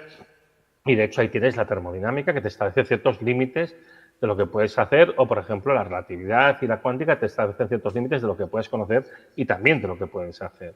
Entonces, uno no puede dar por hecho que por el hecho de que uno ponga dinero en investigación va a poder conseguir una cosa que uno se ha imaginado y que ha decidido que es lo que se tiene que hacer. A mí me parece una premisa bastante errónea cuando además todos los indicios que tenemos es que no se puede hacer, es que esto no va por esos lados. Entonces, yo creo que aquí lo que habría que hacer es ser bastante más modesto y en vez de decir de resolver el problema energético, que quiere decir en el planteamiento implícito que se hace, mantener nuestro consumo actual de energía para mantener una estructura social concreta orientada al crecimiento en un planeta finito, que para mí me parece una contradicción evidente, es pensar, no, bueno, a ver qué es lo que realmente necesitamos verdaderamente hacer. Porque aquí el problema al final, y esto a ver, la gente dice, joder, es que estas cosas que se explican son muy catastrofistas. No, esto no es catastrofista, esto es la realidad. O sea, hay una cosa que hay que tener en cuenta, es decir, hay que madurar como sociedad. Vivimos en una sociedad infantilizada y la gente cree que tiene derecho a tener cosas que dependen de las fuerzas de la naturaleza. No, tú no tienes derecho. Tú lo que tienes que hacer es conseguir el máximo bienestar humano, conseguir mejorar las condiciones de vida de la gente en unas condiciones que son las que son, que vienen determinadas por unas leyes de la naturaleza que son superiores a nosotros y que nosotros humildemente tenemos que aceptar porque es lo que hay. Es que da igual si no las aceptas, es lo que hay, ¿no? Entonces, en realidad, aquí la sensación de catástrofe, de desastre, de que no podemos hacer nada, es porque tú no estás dispuesto a aceptar que el planteamiento que tú te habías hecho era un planteamiento absurdo. ¿Cómo alguien en su vida pudo concebir que tenía sentido crecer infinitamente en un planeta finito? Todos los problemas que tenemos de contaminación de plásticos, de pérdida de biodiversidad, de pérdida de agua, evidentemente el cambio climático y de recursos, todos estos problemas provienen de la estupidez absoluta de creerse que uno puede crecer infinitamente en un planeta finito. Es que esto no tiene ni pies ni cabeza. Entonces, realmente ese es el cambio real que hay que hacer. Si nosotros hacemos ese cambio que es un cambio cultural y es un cambio de la organización socioeconómica que tenemos, existen muchos medios técnicos para garantizar un gran bienestar para toda la población del planeta. Entonces, quien ve la catástrofe es porque se niega a aceptar que el capitalismo no es viable, pero es que el capitalismo no es viable y además es que no lo estoy viendo lo que está pasando. Quiero decir, estamos entrando en una fase en la cual bueno, nos estamos preparando para una escasez global, ahora que empieza a ser bastante evidente, por ejemplo, que falta diésel en muchos sitios y faltan otras cosas, y hay los problemas de los chips y distintas compañías tienen sus problemas. Alemania, en 2 años de recesión y con una destrucción de su industria ya del 40% desde principios del siglo XXI. Bueno, es decir, si uno no quiere aceptar que esto está llegando ya a estas fases, a las postrimerías de este declive metabólico, pues lo que va a hacer es, pues sumirse en la miseria y resignarse pues, a esta situación cada vez peor y eventualmente que se empiecen a producir inestabilidades en todos los países y guerras y que sucumbamos a una guerra interna europea o a una campaña en África, que es para lo que realmente quieren militarizarse estos desgraciados, porque evidentemente no es para luchar contra Rusia, que eso no se puede hacer, pero sí es para intentar apropiarse de los recursos de África del Norte y al final, bueno, pues colapsar como unos estúpidos. Entonces yo creo que aquí el problema fundamental es entender que se puede conseguir lo que realmente queremos y necesitamos, que es el bienestar de las personas, consumiendo muchísimo menos y adecuándonos a lo que realmente se puede producir y mantener de una manera sostenible. Entonces, el problema no está en la técnica, el problema está en la sociedad. Porque además, ¿qué sentido tiene querer crecer para siempre? Aquí el problema, como digo, son esos memes culturales que identifican crecimiento con bienestar. Pero crecimiento es bienestar ¿para quién? Es que además en el momento actual que lo que tú estás observando es justamente todo lo contrario, porque además continúa habiendo este discurso cuando realmente las condiciones materiales que se ofrecen a las personas, incluso aquí en Occidente, son cada vez peores. A mí simplemente me sorprende la situación que yo veo en las ciudades de Madrid y de Barcelona y en otras ciudades de España, en la que las condiciones de vida para la mayoría se están volviendo invivibles. Es decir, tú estás viendo que el salario medio es de 1.200, 1.300 euros, que es lo mismo que te cuesta un piso, el alquiler de un piso de 50 metros cuadrados en Barcelona o en Madrid. ¿Vale? Con lo cual es que es imposible que la gente pueda vivir allí. Entonces, lo que tenemos realmente es empobrecimiento. Tenemos una situación de degradación, de inflación, de precarización. ¿Y qué perspectiva le estamos dando a la gente joven? Pues ni una. O sea, la gente joven ya sabe, evidentemente, que no va a tener coche, que no va a tener piso en propiedad, y no sabe si va a tener familia, y no sabe qué vida va a tener, que seguramente va a ser muy mala.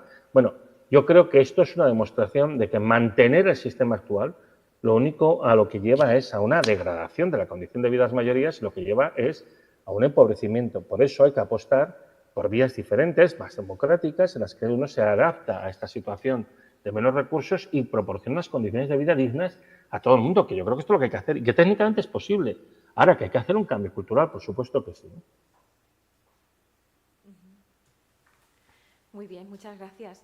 Mira, Salvador, por Webes, nos pregunta que si la resistencia social y cultural es muy fuerte y si sin el capitalismo, me imagino que será sin el... Bueno, con el capitalismo ninguna transformación es posible. Ninguna transformación es posible. ¿Se deduce que la democracia nos separa de la solución? Madre de Dios, Señor. Esto, por desgracia, es una idea que se está instalando entre la gente joven y yo lo entiendo. O sea, lo que está claro es que está fracasando el modelo de democracia liberal. Esto daría para hablar muchísimo con el gran pacto que se hace después de la Segunda Guerra Mundial, ¿no? En el que la izquierda renuncia a la revolución pendiente a cambio de que, digamos, el capital haga concesiones y es así como se crea el estado de bienestar, la socialdemocracia y demás.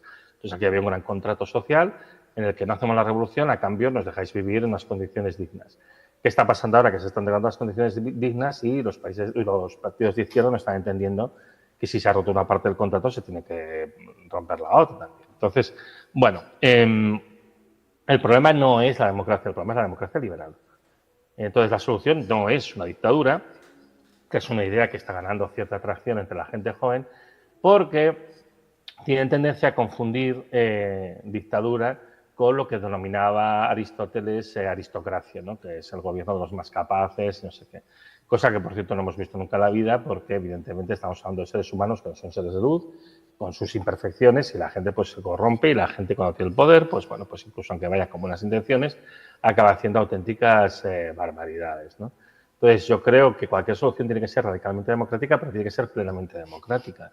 Entonces, una democracia en la cual los poderes económicos tienen acceso por la puerta de atrás a nuestros representantes y que se toman decisiones que son auténticas salvajadas, como por ejemplo la aprobación de la Declaración de Impacto Ambiental de Altri el otro día.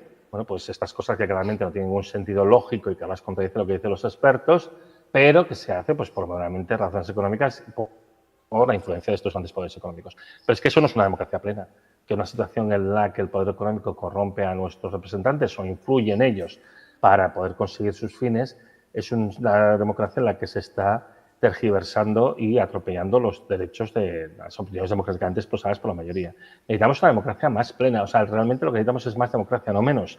Y para eso tiene que haber organismos de participación diferentes. Aparte de recordar que democracia no es votar cada 4 años, la democracia se ejerce cada día y que cada derecho que tenemos no es una concesión, sino una conquista, que en algunos casos se consiguió pues, con la sangre de la gente que murió intentando defender esos derechos.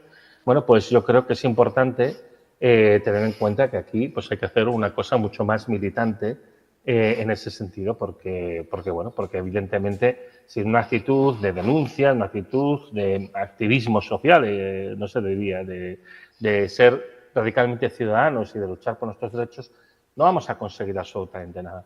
Pero en una dictadura se consigue muchísimo menos y, por desgracia, además es hacia lo que estamos tendiendo. O sea, viendo el autoritarismo creciente, ahora la militarización, que luego vendrá seguida por la militarización de las conciencias, evolucionamos más bien hacia un estado ecofascista o fascistas secas, que no hacia realmente un estado en el que se respete los derechos de las mayorías, no digo de las minorías, de las mayorías, y que realmente pues, garantice las mejores condiciones de vida para todos. O sea que yo creo que no va por ahí los tiros. Sí, ¿puedes pasarle, por favor, el micro?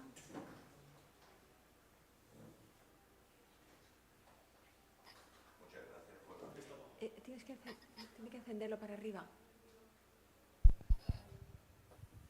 Ya está. Sí. Muchas gracias por la conferencia y los datos aportados. Yo tengo una pregunta respecto, porque hiciste mucho hincapié a los crecimientos. En 1950, mitad del siglo, la población mundial oscilaba sobre 2.500 millones. Ahora ya hemos pasado ya los 8.000 millones y tal. Y respecto al consumo de energía, claro, cada persona necesita una energía para reproducirse, digamos así, ¿no? Y para el bienestar, como tú has dicho. Y tal, ¿no? Se ha más de triplicado la población mundial. Entonces, la pregunta es, ¿de qué forma se ha multiplicado el gasto de energía al respecto, población, por cápita? Por ejemplo? Sí, a ver, hasta el siglo XIX... Y esto, perdón, para terminar, en España, en cambio, solo crecía, creo que eran 28 millones y ahora tenemos 48 millones. No se ha triplicado en ese caso, eran más países asiáticos, creo, y latinos, América Latina, creo que también, donde se ha multiplicado la población mundial, digamos. Y bueno, lo voy a dejar un momento así. La pregunta. A ver, el tema de la población, hay varias cuestiones que hay que poner un poco sobre la mesa, ¿no? La primera es, hasta el siglo XIX, o sea, hasta el siglo XVIII prácticamente, la población mundial, durante la historia, durante los 11.000 años de historia, osciló entre unos 500 y 1.000 millones de personas. Cuando comienza la revolución industrial y hay toda una serie de transformaciones sociales muy importantes, la población del mundo empieza a expandirse rápidamente hasta llegar a los 8.000 millones actuales, ¿no? Entonces, esto evidentemente genera muchísimos problemas de sostenibilidad y es una de las claves de los problemas que tenemos, pero también conviene recordar que si de los 8.000 millones actuales quitáramos 1.000 millones, solamente 1.000 millones, los otros 7.000 podrían seguir viviendo como viven ahora, incluso empezar a hacer transformaciones sin muchas alteraciones ni problemas durante los siguientes 30 o 50 años. El problema es que los 1.000 millones de personas que hay que sacar de la ecuación somos nosotros. Es el 10% más rico. ¿Vale? Entonces, primera cuestión, recordemos que, y esto se explica muchísimo en el tema de identidad de calle y cuando se habla del tema de los hábitos y demás, influye muchísimo las maneras de vivir. No solamente cuánta gente hay, sino de qué manera viven. Obviamente el planeta no tiene una capacidad de carga infinita de humanos, seguramente la capacidad de carga sostenible es bastante inferior a 8.000 millones, pero el foco lo tenemos que poner principalmente en las naciones industrializadas que consumen muy por encima de la media, ¿no? Hay diversos estudios que muestran que el mínimo vital para vivir dignamente estaría alrededor de un consumo de energía equivalente a unos 500 vatios, ¿no? Es la energía, lo que se llama la potencia media equivalente. Porque cuando tú hablas de energía, si la energía es, pero por llegada de tiempo, o sea, tanta energía en un año, bueno, eso en el fondo es una potencia. Entonces, mejor expresado en términos de potencia media equivalente. Y esto, de hecho, a lo largo de la historia era un poco el consumo que tenía la humanidad antes de la revolución industrial. Actualmente, la potencia media equivalente de consumo de la población mundial es 4 veces superior. La media está alrededor de los 2.200 vatios. Y en el caso de España y de Europa, son valores mayores, te encuentras en 45, 50. En Estados Unidos y Canadá es 120. Perdón, estoy diciendo mal. En el caso de Europa son 4.500 vatios, entre 4.500 y 5.000 vatios, o sea, 10 veces lo que históricamente se utilizó de manera sostenible. Y en el caso de los Estados Unidos y de Canadá, pues llega a los 12.000 vatios de potencia media equivalente al consumo energético, que es muchísimo más. De hecho, si tú, como decía antes, sacas de la ecuación esos 1.000 millones de personas, la potencia media equivalente consumida mundialmente te baja rápidamente hasta cerca de los 500 vatios. O sea, la mayor parte de la población del mundo vive con niveles de consumo que son cercanos a los verdaderamente sostenibles, aunque mucho del consumo que se hace es insostenible, pero es porque sobre todo está siendo consumido por la industria extractiva, no necesariamente por los nacionales del país. Entonces, claramente tiene que haber una contracción en el consumo para llegar a una verdadera sostenibilidad, pero es que de hecho, cuando yo digo que podemos vivir con la 10ª parte del consumo de energía y materiales que he comentado en la charla, es porque existen maneras de reducir drásticamente nuestro consumo, porque la mayor parte del consumo de energía no lo hacemos nosotros. Lo hacen las industrias extractivas para propulsar esencialmente una producción masiva de bienes y servicios que no siempre son en nuestro beneficio. Además, producimos objetos cada vez de peor calidad, que duran menos por el tema de la obsolescencia programada, por el tema de mantener la producción en marcha, por el tema de mantener el ciclo de producción de beneficios en marcha. Cuando si hacemos las cosas de una manera muy diferente, seguramente nuestro consumo energético y de materiales bajaría de una manera radical. Entonces, aunque la cuestión poblacional es importante, yo recuerdo, porque esto es lo que dicen los demógrafos, que lo que más se hace es la educación. Y de manera natural, cuando tú das acceso a la educación y las perspectivas de vida son diferentes, las familias ya tienden de manera natural a adaptarse a su entorno. Entonces, por ejemplo, en China estamos observando un descenso rapidísimo del patrón de crecimiento demográfico, ¿no? Así la India, de hecho, ya ha superado en población a China. Entonces, hay que conseguir que en todo el mundo se implanten unos estándares de educación que hace que la gente por sí misma, la gente tampoco es idiota, entonces la gente ya tiende a adaptarse a su entorno. Y volviendo un poco a la misma idea de que la gente se adapta a su entorno, en España tenemos una de las natalidades más bajas del planeta, las más bajas en Japón, pero es porque las condiciones son muy malas. Es decir, qué futuro se está ofreciendo a la gente joven, qué posibilidades de tener familia, qué ilusión, ¿no?, de tener familia y de poder continuar hacia adelante. Entonces, realmente es un problema que, si se dan las condiciones apropiadas y si no se empuja a la dirección incorrecta, tiende a autorregularse. Y, de hecho, yo creo que es la mejor manera de hacerlo porque se necesita hacerlo todo de manera humana. Porque, si no, se hará de la manera inhumana habitual, que es decir, pues con hambre y con guerras. Y que ya tenemos bastantes guerras en este planeta en este momento. Tenemos 17 guerras, conviene recordarlo, que a veces parece que la gente no se da cuenta de que vivimos en un mundo que, de hecho, sigue en guerra. Y, bueno, pues yo creo que al final aquí la clave está en estos cambios sociales desde una perspectiva más humanística y menos tecnológica. Es que hay siempre una sobreincidencia de tecnología de tiene narices que tiene que tener un físico a decirlo, pero yo creo que se incide demasiadas veces y demasiado en la tecnología y muy poco en la parte humana, que realmente al final es la que yo creo que es la más condicionante. Muy bien, muchas gracias. ¿Tenéis alguna pregunta más aquí en la sala? Sí, claro.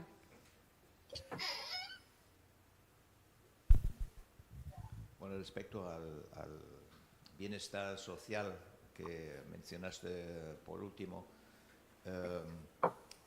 creo que y cultural, ¿no?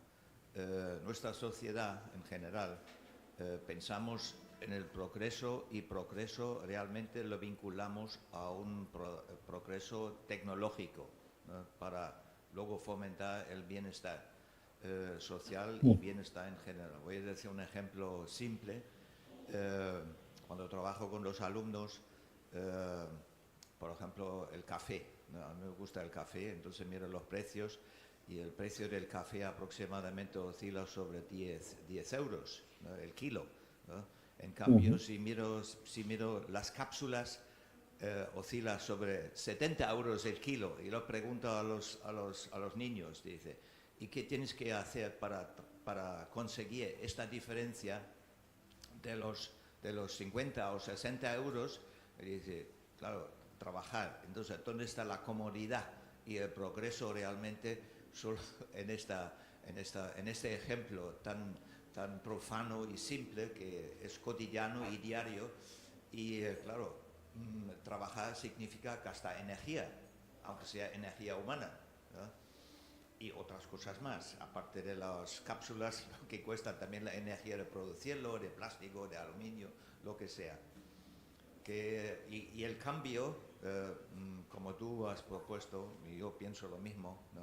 El cambio tiene que ser un cambio cultural y de pensamiento, y enfocarlo es a muy, muy largo plazo, veo yo, ¿no? En cuanto a los jóvenes y niños. A ver, ¿no? perdón.